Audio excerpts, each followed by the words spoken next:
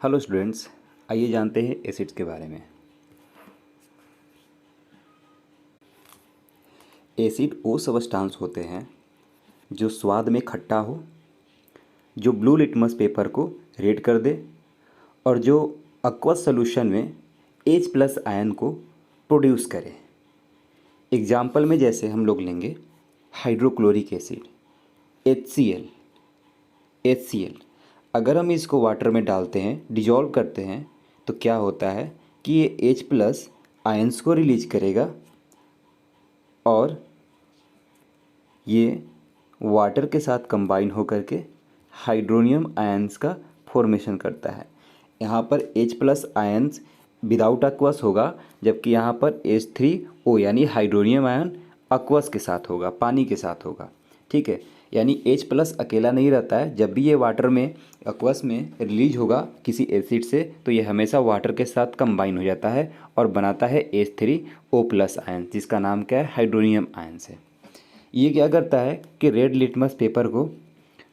Litmus paper को red कर देता है। यहाँ पर आप फिगर में देख सकते हैं कि किस तरह से एक ब्लू लिटमस पेपर को जैसे ही एसिड में डिजॉल्व यानी डाला गया है, तो इस कलर के पेपर के कलर को इसने रेड कर दिया है। ठीक है,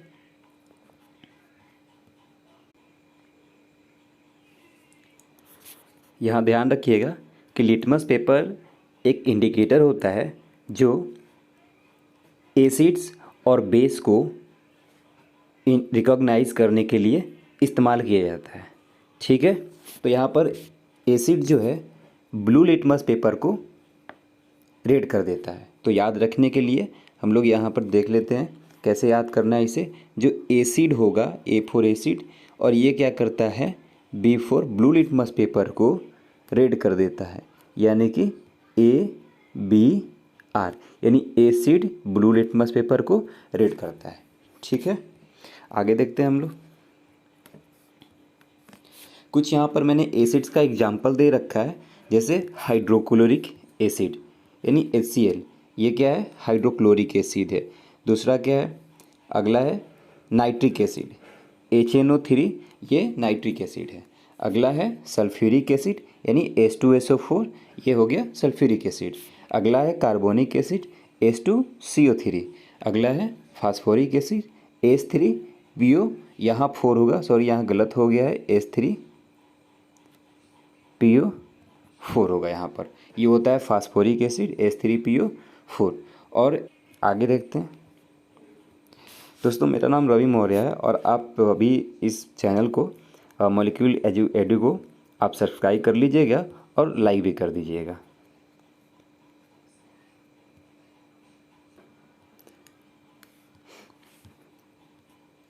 यहाँ पर कुछ मैंने एसिड्स दिया हुआ है जो कि कुछ फ्रूट्स और वेजिटेबल्स में पाए जाते हैं, प्रेजेंट होते हैं।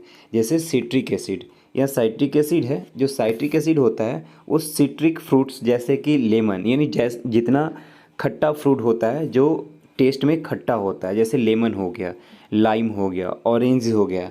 ठीक है, जो भी फ्रूट्स खट्टा होगा। और आप यहाँ पर आंवला भी जानते हैं, आंवला भी क्या होता है, खट्टा होता है।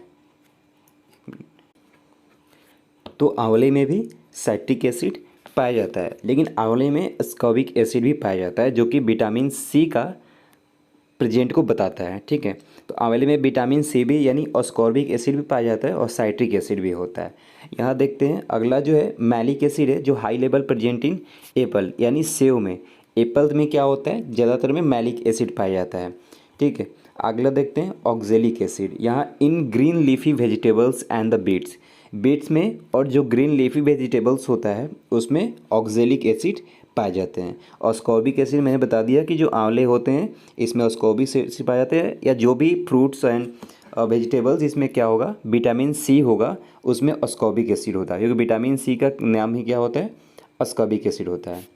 अगला है टार्टेरिक एसिड। तो टार्टेरिक एसिड जो होता है वो ग्रेप्स में, टैमरिंड्स, एप्पल्स, एप्रिकोट्स एंड बनाना, ये फ्रूट्स में टार्टेरिक एसिड पाया जाता है।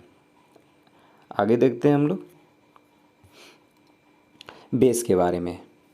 तो अभी मैंने एसिड जाना हम लोगों ने कि एसिड क्या होता है, वो टेस्ट में खट्टा होता है, H+ आयंस को प्रोड्यूस करता है aqueous सॉल्यूशन में, और क्या करता है, ब्लू लिटमस पेपर को रेड कर देता है। बेस क्या होता है, एसिड्स का जस्ट यहाँ अपोजिट कह सकते हैं। बेस जो होता है वो टेस्ट में बिटर होता है, तीखा होता है।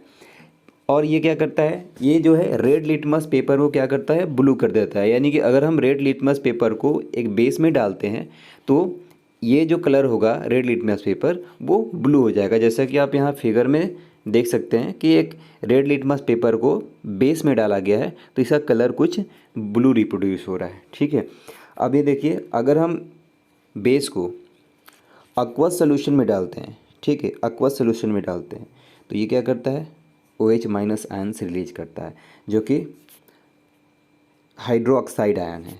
OH माइनस आयन क्या करेगा, ये हाइड्रो ऑक्साइड आयन है जो क्या करता है, अगर जैसे सोडियम हाइड्रोक्साइड हुआ, इसको हम लोग वाटर में डालते हैं तो ये क्या करेगा, OH माइनस आयन्स को रिलीज करेगा। ठीक है, यहाँ पर मैंने कुछ एग्जांपल्स दे रखा है, जैसे sodium hydroxide NaOH, potassium hydroxide KOH, magnesium hydroxide MgOH का whole twice, ammonium hydroxide NH4OH। अगला देखते हैं हम लोग कुछ एग्जांपल्स है बेसिस का। जैसे ये sodium hydroxide NaOH, potassium hydroxide KOH, calcium hydroxide CaOH का whole twice, magnesium hydroxide MgOH का whole twice, ammonium hydroxide NH4OH, copper oxide CEO, calcium oxide CaO। ठीक है, आगे देखते हैं। तो स्टूडेंट्स, इस लेक्चर में हमने अभी जाना कि एसिड्स क्या होते हैं, बेसिस क्या होते हैं और कुछ ऐसे फ्रूट जिसमें एसिड प्रेजेंट होते हैं उसके नाम हम लोगों ने जाना। अगले हम लोग लेक्चर में जानेंगे कि एसिड्स को इंडिकेटर्स के माध्यम से कैसे हम लोग पता करेंगे कि जो हमारे पास सोल्यूशन है वो एसिड है या बेस है। तो अगले टॉपिक में हम लोग कुछ इंडिकेटर्स के बारे में पढ़ेंगे, इंडिकेटर्स के बारे में पढ़ेंगे। जैसे अभी मैंने लिटमस पेपर हम लोगों ने नाम सुना यहाँ पर अभी, लिटमस पेपर भी क्या है, ये भी एक इंडिकेटर है। ठीक है, तो अगले लेक्चर में हम लोग इंडिकेटर्स के बारे में पढ़ेंगे।